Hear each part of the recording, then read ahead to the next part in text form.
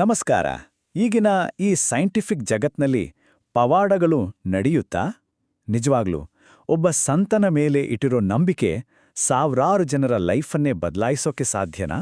ಬನ್ನಿ, ಬೆಂಗಳೂರಿನ ಹೃದಯ ಭಾಗದಲ್ಲಿರೋ ಅಂಥದ್ದೇ ಒಂದು ಶ್ರದ್ಧಾಕೇಂದ್ರದ ಅದ್ಭುತ ಕಥೆಯನ್ನ ಇವತ್ತು ಕೇಳೋಣ.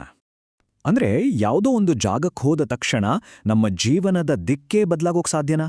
ಇದು ಸುಮ್ಮನೆ ನಮ್ಮ ಮನಸ್ಸಿನ ಭ್ರಮೇನಾ, ಅಥವಾ ಆ ಜಾಗದಲ್ಲಿ ನಿಜವಾಗ್ಲೂ ಏನಾದರೂ ಒಂದು ಡಿವೈನ್ ಪವರ್ ಇದೆಯಾ? ಇದೇ ಪ್ರಶ್ನೆ ನಮ್ಮ ಇವತ್ತಿನ ವಿಶ್ಲೇಷಣೆಯ ಮೇನ್ ಪಾಯಿಂಟ್. ಆದರೆ ಶ್ರೀ ರಾಘವೇಂದ್ರ ಸ್ವಾಮಿಗಳ ಭಕ್ತರನ್ನೇನಾದ್ರೂ ಕೇಳಿದ್ರೆ ಉತ್ತರ ಒಂದೇ: ಹೌದು, ಖಂಡಿತ ಸಾಧ್ಯ ಅಂತ. ಅವರ ನಂಬಿಕೆಯ ಕೇಂದ್ರಬಿಂದುವೇ ಈ ಮಹಾನ್ ಸಂತರು. ನಾವಿವತ್ತು ಮಾತಾಡೋಕ್ ಹೊರಟಿರೋದು ಬೆಂಗಳೂರಿನ ಹೊಸಕೆರೆಹಳ್ಳಿಯಲ್ಲಿರೋ ಫೇಮಸ್ ಶ್ರೀ ರಾಘವೇಂದ್ರ ಸ್ವಾಮಿ ಮಠದ ಬಗ್ಗೆ. ಎಷ್ಟೊಂದು ಜನ ಈ ಜಾಗವನ್ನ ಪವಾಡಗಳ ತಾಣ ಅಂತಾನೆ ಕರೀತಾರೆ. ನೋಡಿ, ಇದು ಕೇವಲ ಒಂದು ಮಠ ಅಷ್ಟೇ ಅಲ್ಲ. ಇಲ್ಲಿಗೆ ಬರೋ ಭಕ್ತರು ಅಂದ್ಕೊಳ್ಳೋದು ಇಲ್ಲಿ ಅವರಿಗೆ ಶಾಂತಿ ಸಿಗುತ್ತೆ, ರಕ್ಷಣೆ ಸಿಗುತ್ತೆ, ದೇವರ ಆಶೀರ್ವಾದ ಸಿಗುತ್ತೆ ಅಂತ.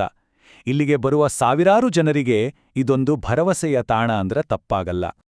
ಸರಿ, ಈ ಸಂತರು ಮತ್ತೆ ಈ ಮಠದ ಮಹತ್ವವನ್ನ ಪೂರ್ತಿಯಾಗಿ ಅರ್ಥ ಮಾಡ್ಕೋಬೇಕು ಅಂದ್ರೆ ನಾವು ಮೊದಲು ಅವರ ಮೂಲ ಅಂದ್ರೆ ದ್ವೈತ ವೇದಾಂತ ಪರಂಪರೆಯ ಬಗ್ಗೆ ಸ್ವರ್ಥ ತಿಳ್ಕೋಬೇಕಾಗತ್ತೆ. ದ್ವೈತ ವೇದಾಂತ ಇದು ಮಧ್ವಾಚಾರ್ಯರಿಂದ ಸ್ಥಾಪನೆಯಾದ ಹಿಂದೂ ತತ್ವಶಾಸ್ತ್ರದ ಒಂದು ತುಂಬಾನೇ ಇಂಪಾರ್ಟೆಂಟ್ ಶಾಖೆ. ನಮ್ಮ ಶ್ರೀ ರಾಘವೇಂದ್ರ ಸ್ವಾಮಿಗಳು ಇದೇ ಮಹಾನ್ ಪರಂಪರೆಯ ಒಬ್ಬ ಪ್ರಮುಖ ಸಂತರು. ಈ ಗುರು ಪರಂಪರೆ ಶುರುವಾಗಿದ್ದೇ ಸ್ಥಾಪಕರಾದ ಮಧ್ವಾಚಾರ್ಯರಿಂದ. ಆಮೇಲೆ ಜಯತೀರ್ಥರಂತಹ ಉತ್ತರಾಧಿಕಾರಿಗಳ ಮೂಲಕ ಅದು ಶ್ರೀ ರಾಘವೇಂದ್ರ ತೀರ್ಥರವರೆಗೂ ಬಂದು ತಲುಪಿದೆ. ಅಂದ್ರೆ ಈ ಜ್ಞಾನ ಗುರುಶಿಷ್ಯ ಪರಂಪರೆಯಲ್ಲಿ ನೂರಾರು ವರ್ಷಗಳಿಂದ ಹರಿದು ಬಂದಿದೆ ಅಂತಾಯ್ತು.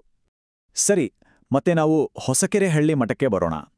ಹೇಳ್ದಾಗೆ ಇದೊಂದು ಸುಮ್ಮನೆ ಕಟ್ಟಡ ಅಲ್ಲ, ಬದಲಿಗೆ ಭಕ್ತಿ ಮತ್ತು ಆಧ್ಯಾತ್ಮಿಕ ಚಟುವಟಿಕೆಗಳ ಒಂದು ಜೀವಂತ ಕೇಂದ್ರ.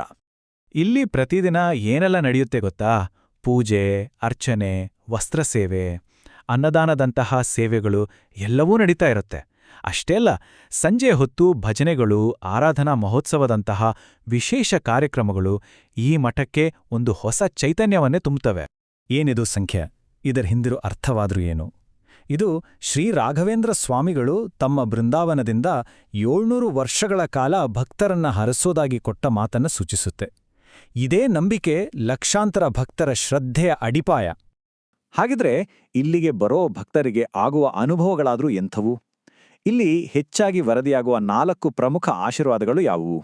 ಬನ್ನಿ, ಈಗ ಒಂದೊಂದಾಗಿ ನೋಡೋಣ. ಮೊದಲನೇದು ಕಷ್ಟಕರ ಸಮಸ್ಯೆಗಳಿಂದ ಮುಕ್ತಿ. ಅಂದ್ರೆ ಜೀವನದ ತುಂಬಾನೇ ಕಾಂಪ್ಲೆಕ್ಸ್ ಆಗಿರೋ ಸಮಸ್ಯೆಗಳಿಗೆ ಇಲ್ಲಿ ಪರಿಹಾರ ಸಿಗುತ್ತೆ ಅನ್ನೋದು ಅನೇಕರ ಅನುಭವದ ಮಾತು. ಭಕ್ತರ ಅನುಭವದ ಪ್ರಕಾರ ಇಲ್ಲಿ ಶ್ರದ್ಧೆಯಿಂದ ಪ್ರಾರ್ಥನೆ ಮಾಡಿದ್ರೆ ಸಾಕು, ಮನೆಯಲ್ಲಿರೋ ಜಗಳಗಳು ಬಗೆಹರಿದಿವೆ, ಕೋರ್ಟ್ ಕೇಸುಗಳಲ್ಲಿ ಗೆಲುವಾಗಿದೆ. ಅಷ್ಟೇ ಅಲ್ಲ, ಅಂದ್ಕೊಂಡಿರೋದ ರೀತಿ ಒಳ್ಳೆ ಕೆಲ್ಸದ ಅವಕಾಶಗಳು ಕೂಡ ಸಿಕ್ಕಿವೆ ಅಂತೆ. ಓಂ ಶ್ರೀ ರಾಘವೇಂದ್ರಾಯ ನಮಃ. ಈ ಒಂದು ಸರಳ ಮಂತ್ರವೇ ಭಕ್ತರ ನಂಬಿಕೆಯ ಕೇಂದ್ರ. ಇದನ್ನ ಜಪಿಸಿ ಸೇವೆ ಮಾಡಿದ್ರೆ ಸಾಕು, ಕಷ್ಟಗಳೆಲ್ಲ ಕರಗಿ ಹೋಗುತ್ತೆ ಅನ್ನೋದವರ ದೃಢವಾದ ವಿಶ್ವಾಸ. ಎರಡನೇ ಆಶೀರ್ವಾದ ಅದು ಆರೋಗ್ಯ ಮತ್ತೆ ರೋಗಮುಕ್ತಿ. ಇಲ್ಲಿ ಪ್ರಾರ್ಥನೆ ಮಾಡಿದ್ಮೇಲೆ ಎಷ್ಟೋ ವರ್ಷಗಳಿಂದ ಕಾಡ್ತಿದ್ದ ಕಾಯಿಲೆಗಳೆಲ್ಲ ವಾಸಿಯಾದ ಬಗ್ಗೆ ಅನೇಕರು ತಮ್ಮ ಅನುಭವಗಳನ್ನ ಹಂಚಿಕೊಂಡಿದ್ದಾರೆ. ಇಲ್ಲಿ ತುಳಸಿ ಮತ್ತೆ ಹೂಗಳನ್ನರ್ಪಿಸಿ ಅರ್ಚನೆ ಮಾಡಿಸೋದ್ರಿಂದ ಎಷ್ಟೋ ಕಾಯಿಲೆಗಳು ವಾಸಿಯಾಗಿವೆ ಅನ್ನೋ ನಂಬಿಕೆ ಇದೆ. ಈ ಥರದ ಅನುಭವಗಳೇ ಸ್ವಾಮಿಗಳ ಮೇಲಿರೋ ಭಕ್ತಿಯನ್ನ ಇನ್ನಷ್ಟು ಗಟ್ಟಿ ಮಾಡುತ್ತೆ. ಮೂರನೇದು ಇಷ್ಟಾರ್ಥ ಸಿದ್ಧಿ. ಸಿಂಪಲಾಗಿ ಹೇಳೋದಾದ್ರೆ ಮನ್ಸ್ನಲ್ಲಿ ಅಂದ್ಕೊಂಡ ಬಯಕೆಗಳು ಸ್ವಾಮಿಗಳ ಆಶೀರ್ವಾದದಿಂದ ಈಡೇರುತ್ತೆ ಅನ್ನೋ ಒಂದು ಸ್ಟ್ರಾಂಗ್ ನಂಬಿಕೆ. ಮುಖ್ಯವಾಗಿ ಮದುವೆ ವಿಚಾರದಲ್ಲಿ, ಮಕ್ಕಳ ಓದಿನಲ್ಲಿ ಯಶಸ್ಸು, ಹಣಕಾಸಿನ ಸ್ಥಿರತೆ ಮತ್ತೆ ಸಂತಾನ ಭಾಗ್ಯಕ್ಕಾಗಿ ಭಕ್ತರು ಇಲ್ಲಿಗೆ ಬಂದು ಪ್ರಾರ್ಥನೆ ಸಲ್ಲಿಸ್ತಾರೆ. ಹರಕೆ ತೀರಿದ ಮೇಲೆ ಕೃತಜ್ಞತೆ ಹೇಳೋಕೆ ಮತ್ತೆ ಬರೋದು ಇಲ್ಲಿ ತುಂಬಾನೇ ಕಾಮನ್. ಇನ್ನು ನಾಲ್ಕನೆಯದು, ಇದು ತುಂಬಾನೇ ವಿಶಿಷ್ಟವಾದದ್ದು. ಅದು ಮನಃಶಾಂತಿ ಮತ್ತು ಆಧ್ಯಾತ್ಮಿಕ ಶಕ್ತಿ. ಇದನ್ನು ನಾವು ಯಾವುದೇ ಹಣ ಅಥವಾ ವಸ್ತುವಿನಿಂದ ಕೊಂಡುಕೊಳ್ಳೋಕ್ಕಾಗಲ್ಲ ಅಲ್ವಾ? ಮಠಕ್ಕೆ ವಿಸಿಟ್ ಮಾಡೋರ್ಗೆ ಇಲ್ಲಿರೋ ಒಂದು ಶಾಂತ, ಒಂದು ಪವರ್ಫುಲ್ ವಾತಾವರಣದ ಅನುಭವ ಆಗುತ್ತೆ. ಗರ್ಭಗುಡಿ ಹತ್ರ ಕೂತಾಗ ಸಿಗೋ ಆ ಒಂದು ಡೀಪ್ ಪೀಸ್, ಪ್ರಾರ್ಥನೆ ಮಾಡಿದ್ಮೇಲೆ ಮನಸ್ಸಿಗೆ ಸಿಗೋ ಕ್ಲಾರಿಟಿ, ಸ್ಟ್ರೆಸ್ನಿಂದ ರಿಲೀಫ್ ಸಿಕ್ಕಾಗೆ ಆಗೋ ಅನುಭವ, ಇದೆಲ್ಲ ಇಲ್ಲಿ ತುಂಬಾನೇ ಸ್ಪೆಷಲ್. ಸರಿ, ಈ ಎಲ್ಲ ಪವಾಡಗಳು, ಈ ಎಲ್ಲ ಅನುಭವಗಳ ಹಿಂದೆ ಇರೋ ನಿಜವಾದ ಶಕ್ತಿ ಏನು ಗೊತ್ತಾ? ಅದು ಶ್ರೀ ರಾಘವೇಂದ್ರ ಸ್ವಾಮಿಗಳ ಮೂಲ ಬೋಧನೆಗಳು. ಹಾಗಿದ್ರೆ ಆ ಗುರುಗಳ ಶಾಶ್ವತ ಸಂದೇಶ ಏನು? ಅದನ್ನ ಈಗ ತಿಳ್ಕೊಳ್ಳೋಣ. ದೈವಿಕ ಆಶೀರ್ವಾದ ಪಡ್ಕೊಳ್ಳಕ್ಕೆ ಸ್ವಾಮಿಗಳು 4 ದಾರಿಗಳನ್ನ ತೋರಿಸಿದ್ದಾರೆ. ಮೊದಲನೇದು ವಿಷ್ಣುವಿನಲ್ಲಿ ಅಚಲವಾದ ಭಕ್ತಿ, ಎರಡನೇದು ಗುರುವಿನಲ್ಲಿ ಸಂಪೂರ್ಣ ನಂಬಿಕೆ, ಮೂರನೇದು ನಿಸ್ವಾರ್ಥ ಸಮಾಜ ಸೇವೆ ಮತ್ತು ನಾಲ್ಕನೇದು ಪವಿತ್ರ ಗ್ರಂಥಗಳ ಅಧ್ಯಯನ. ಅವರ ಪ್ರಕಾರ ಪ್ರಾಮಾಣಿಕ ಭಕ್ತಿ ಮತ್ತೆ ಧರ್ಮದ ದಾರಿಯಲ್ಲಿ ನಡೆಯೋ ಜೀವನವೇ ಎಲ್ಲದಕ್ಕೂ ಮೂಲ. ಹಾಗಿದ್ರೆ ಕೊನೆಯದಾಗಿ ಒಂದು ಪ್ರಶ್ನೆ ಮೂಡುತ್ತೆ.